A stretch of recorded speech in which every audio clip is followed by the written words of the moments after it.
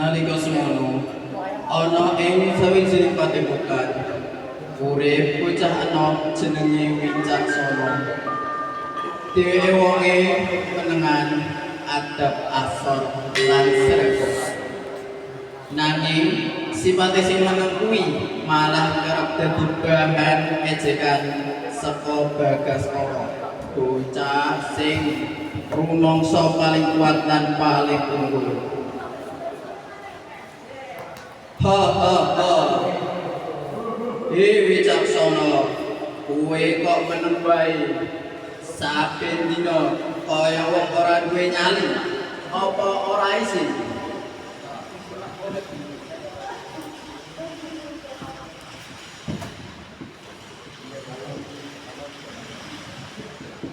Aku ora kepingin ribut Bagaskara.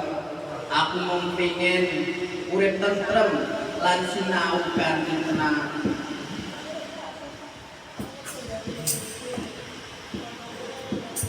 Nanging Bagaskara ora nggatekake.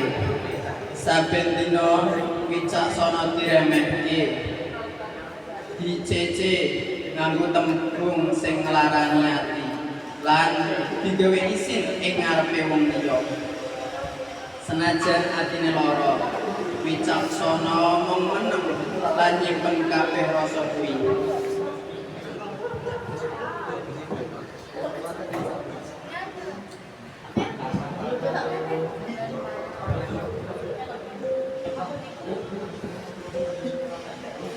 Bagaskara, apa kowe ngerti yen tembungmu kuwi wis ngelarani atine kancamu dhewe?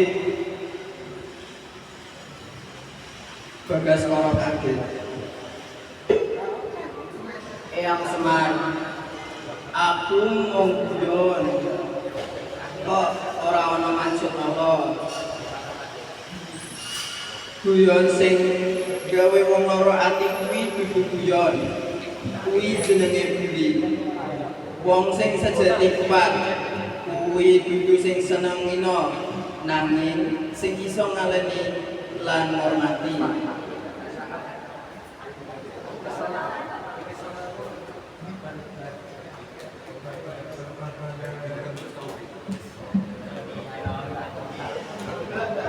Bagaskara banjur menang. Dheweke nyawang Wicaksana sing pasuryane katon kebak sedih lan kesel.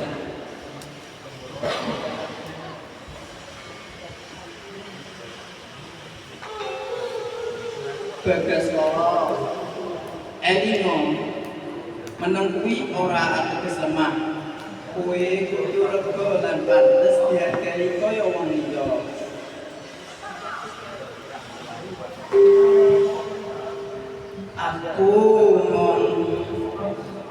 Aku mau pengen dianggap lan orang diremehke ya.